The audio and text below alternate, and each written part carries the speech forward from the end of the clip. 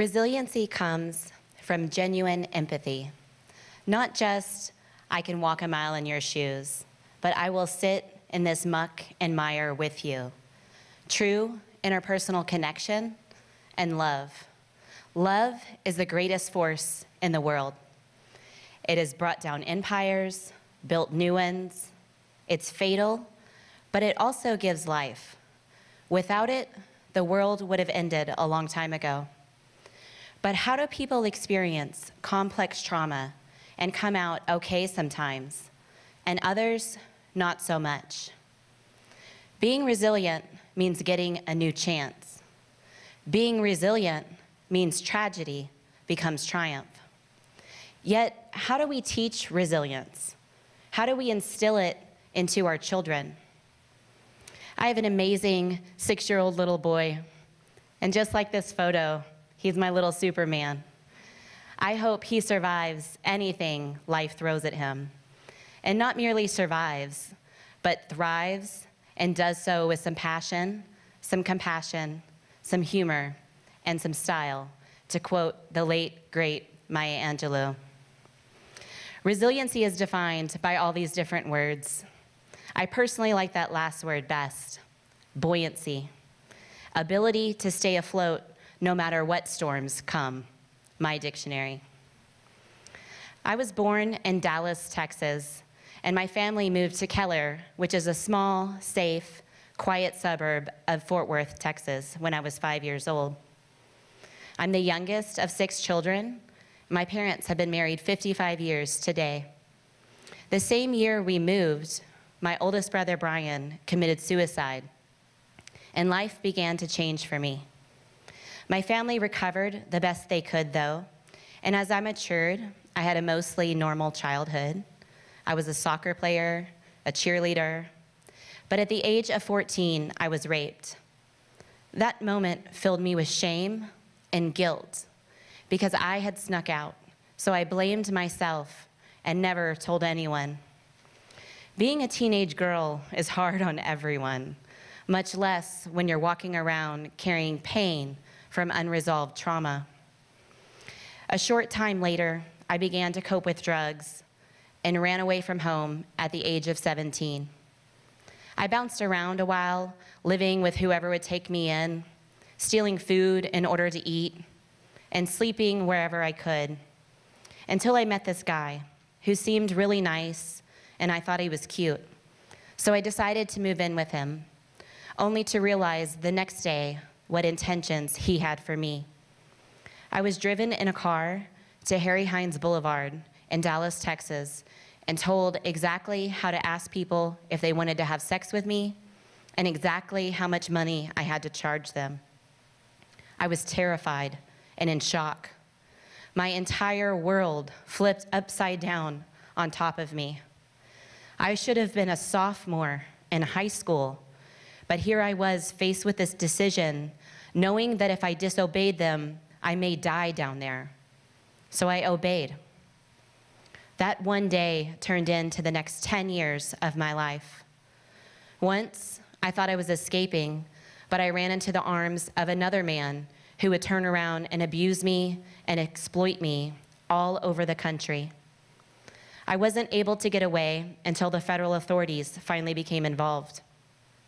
I wound up serving 13 months in federal prison because I was too terrified to tell on my trafficker. When he turned himself in to serve time on the same indictment is when I knew I had my chance to escape, time to run and hide and change my identity before he hunted me down and killed me like he promised. I wish life got better then, but it didn't. I blamed myself for my own victimization. Traffickers are skilled at making their victims feel guilty over what's happening to them, and that somehow they're choosing their own exploitation. In fact, one of the hardest things for a victim of human trafficking to do is self-identify as a victim. It's much easier to believe that you had some amount of control and that you made bad choices and got what you deserved than to admit someone else manipulated you into doing unspeakable things. What I remember dreaming about as a little girl was becoming an attorney, because I love justice, and let's face it, I love arguing.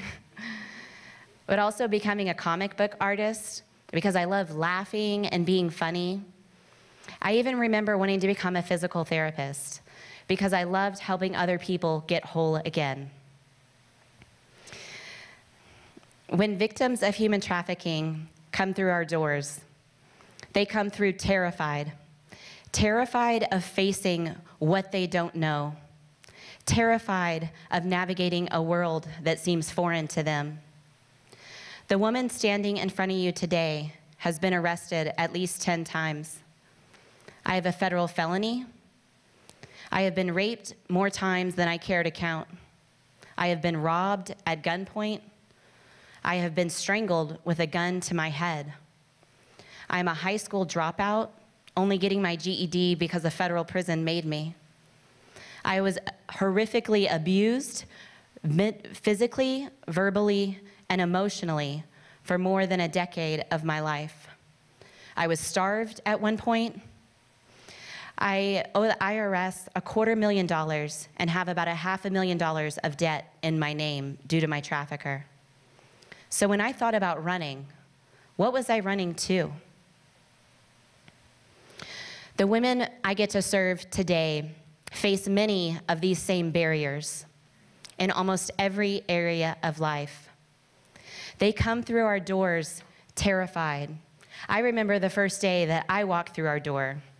I had a girl I was exploited with called me one day and said, "Hey girl, there's this group of church ladies that wants to help strippers, and they have this support group that meets, and did I want to go with her?" And I remember thinking, what? Yeah, right. They're going to be all judgy, but it was a free meal, and I was pregnant, so I said, "Sure, girl, I'll go." I remember thinking, there is no way I could connect with these women with these cleaned up, pristine lives. But when I walked through those doors, I was met with the most genuine embraces, the most kind, non-judgmental eyes, for people that had genuine empathy for me and my experiences. I even got a gift and a gas card just for showing up. Those came as a shock to me. Where I come from, people don't do nice things for you for nothing in return. People don't give you gifts without taking whatever they wanted from you. Human trafficking is a problem affecting every community in the world today. It is not a problem for those people over there. I am your daughter. This could have happened to any one of you. So when I found myself in the support group, I found myself surrounded by people that truly cared for me and my experiences. They saw something inside of me that I didn't even believe existed. I developed true interpersonal connections with other women that cared. That part was a huge change for me. While I was being exploited, I was used to being in competition with other women. I was used to other women stabbing me in the back and tearing me down. I was used to other women judging me. I had never experienced that type of love, empathy, and connection ever in my life. And that is what we get to offer the women we serve today. And we believe that is the foundation of resiliency. Over the last 7 years, when I've had rough days, or when I've been ready to give up and go back to what I know, or the thought of dealing with stress in destructive ways creeps into my mind, I have a community of women standing beside me and behind me, sitting in the muck and mire with me, but pushing me to get through. We saw a gap in our community, though, and we decided to address it. I have the pleasure of working with various law enforcement agencies today, both federal and state. And sometimes I'm afforded the opportunity of going out on stings with them and being in the room when women think they have just been arrested for prostitution, so that I can offer them services and a way out instead of a criminal record. I am excited that the tide is changing with how people view prostituted persons in America. Prostitution is not a victimless crime. The daily realities of living in a life of prostitution are horrendous. I have been in so many fistfights with grown men, run out of hotel rooms with my clothes in my hand while I can get dressed in the stairwell, while I can hear the man still screaming because I maced him in his eyeballs as he tried to violently rape me. How many times I found guns in hotel rooms? How many women I know that have been murdered by their pimps or by the people that buy them. Prostitution is not a glamorous job, and it is not safe in the suites or in the streets, as they say. Our organization offers immediate crisis support as well as long-term support to people affected by sexual exploitation. We have impacted more than 400 women since our doors opened in 2010. We are beginning to equip other communities with how to run our programming so they can offer the same services to their own community. We have operations in Iraq. We've been in the Philippines and Scotland, and soon to be Nigeria, hopefully. We want victims of exploitation all over the world to know they are seen, they are loved, they are valued, and they should never feel ashamed about what happened to them. Success looks different for all of us, rightly so. For me, just being alive is a score in my book. I never thought I'd live to see 21, much less 37. But being resilient has meant getting to live a new life.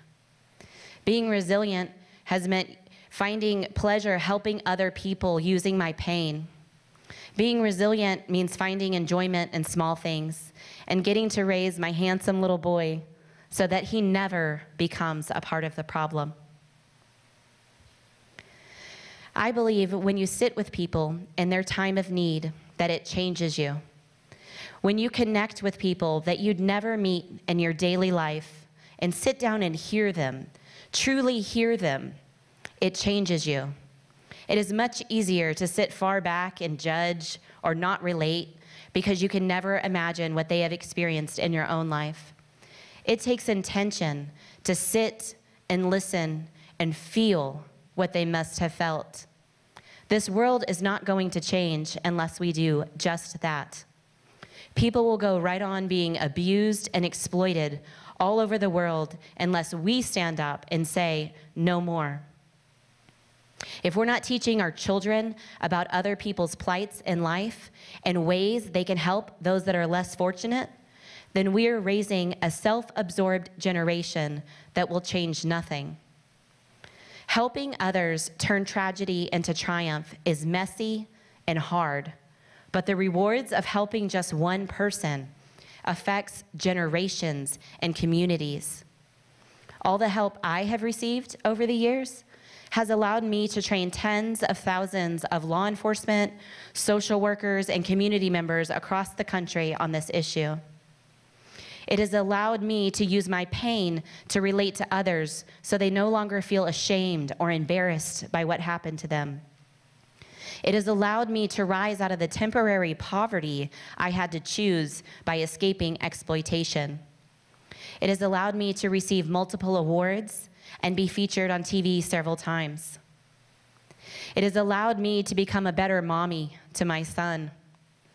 It has taught me that no matter how many times I fail or fall down, that there is sweet, succulent fruit and never giving up. It has taught me that empathy and human connection and safety are mandatory for healing to take place. And now, I get to instill those traits in other people so they can affect their communities and their spheres of influence. Will you step into this fight and stand in this gap with me? Thank you.